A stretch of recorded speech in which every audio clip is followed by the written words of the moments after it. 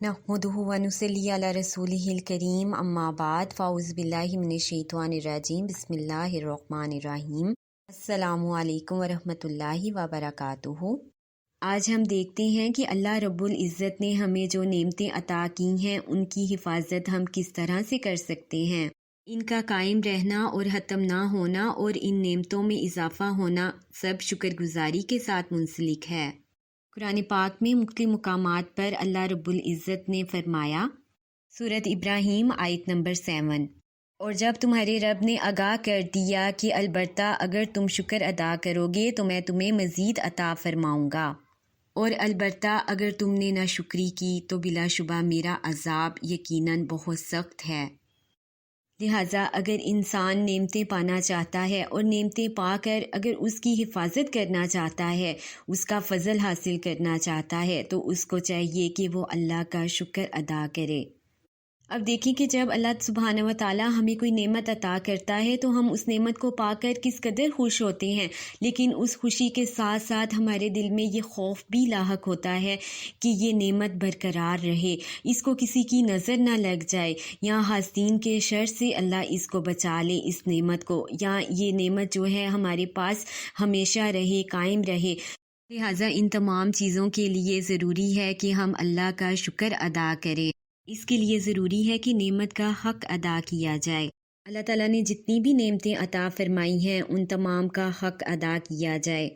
माल का हक़ अदा किया जाए। माल का हक़ हम इस तरह से अदा कर सकते हैं कि माल को जहाँ पे हम दुनियावी कामों के लिए इस्तेमाल करते हैं उस माल को हम लोग अल्लाह की राह पर भी खर्च करें, दीन के काम में लगाएं।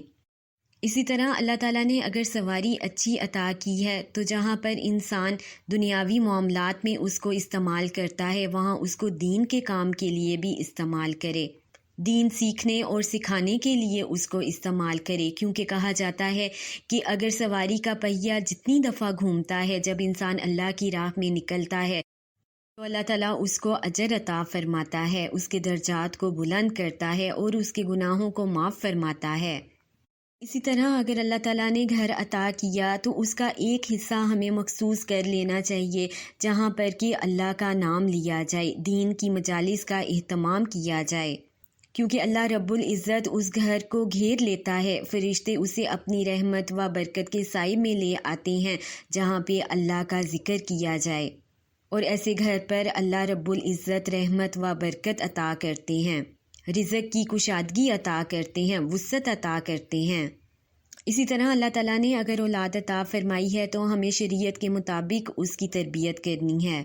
जहाँ पर हम उनकी दुनियावी तालीम का एहतमाम कर रहे हैं वहाँ पर उनको दीन की भी तालीम हासिल करने की तरफ लगाया जाए। इसी तरह अल्लाह रब्बुल इज़्ज़त ने इंसान को बेशुमार नेमतें अता फरमाई हैं, जिसमें हाथ, आँखें, कान, दिल, दिमाग अल्लाह ताला की बहुत बड़ी नेमतें हैं। अब इन नेमतों का हक़ हम किस तरह अदा कर सकते हैं, अल्लाह का किस तरह से शुक्र अदा कर सकते हैं, इनको सही इस्तेमाल करके। अल्लाह ताला ने ज़हानत अता की है तो इसको दीन के काम में लगाया जाए, हिफ्ज़ किया जाए, कुरान की तर्जुमा तफसीर याद की जाए।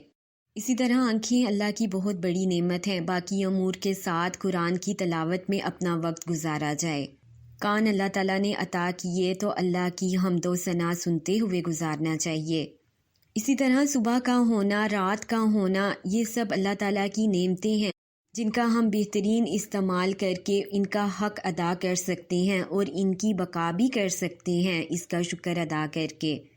देखिए कि हर नेक काम की अल्लाह ताला ने जज़ा रखी हुई है, लेकिन शुक्र करने वालों के लिए जज़ा अल्लाह ताला ने लामहदूद रखी हुई है, यानी इसकी कोई मिक़दार ही अल्लाह ने मुकर्रर नहीं फरमाई, और अल्लाह रब्बुल इज़्ज़त ने इसको अपने ज़िम्मे ठहरा लिया है, जैसे कि इरशाद बारी ताला है, और हम शुक्र करने वालों को जल्द जज़ा देंगे। ये सूरत आले इमरान की आयत नंबर 145 है।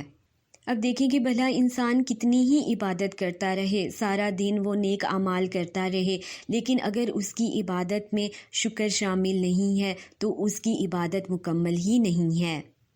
जैसे कि सूरत अल बकरा की आयत नंबर 172 में है, और अल्लाह का शुक्र अदा करो अगर तुम सिर्फ इसी की इबादत करते हो, यानी अल्लाह की इबादत का सही हक़ अदा ही नहीं हो सकता जब तक कि उसकी दी हुई नेमतों पर हम शुक्र अदा ना करें।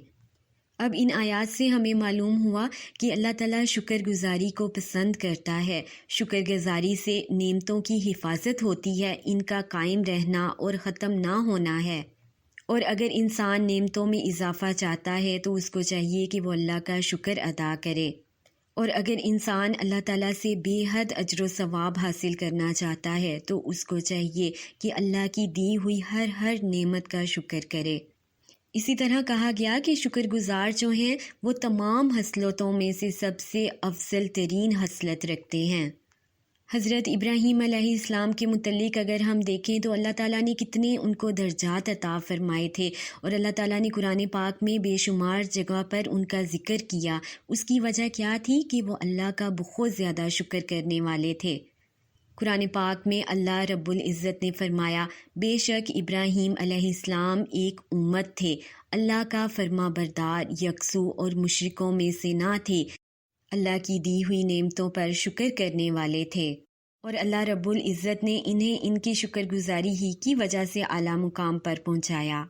لہٰذا اگر ہم چاہتے ہیں کہ ہم اللہ تعالیٰ کے محبوب ترین بندے بن جائیں تو ہمیں چاہیے کہ ہم اللہ کی دی ہوئی نعمتوں کا شکر ادا کریں۔ ربنا تقبل منا انک انت السمیع العلیم۔ السلام علیکم ورحمۃ اللہ وبرکاتہ۔